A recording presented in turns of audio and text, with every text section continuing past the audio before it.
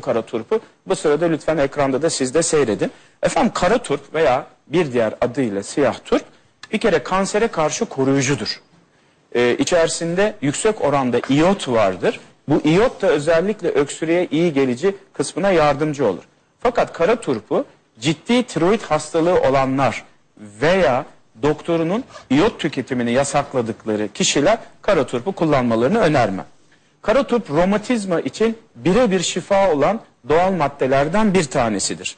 Romatizmaya ve damar sertliğine oldukça iyi gelir. Kara turpu çiğnediğiniz zaman diş etlerini güçlendirici bir etkisi vardır. Diş etlerimde sıkıntı var, çekiliyor veyahut da sorun oluyor diyenler kara turpu ağızda çiğneyebilirler. Bir de kara turp ciddi bir şekilde detokslayıcı, yani kanı zehirlerden ve artık maddelerden temizleyici bir etkisi vardır ve idrar söktürür. Bayağı ciddi bir şekilde böbrekleri çalıştırır.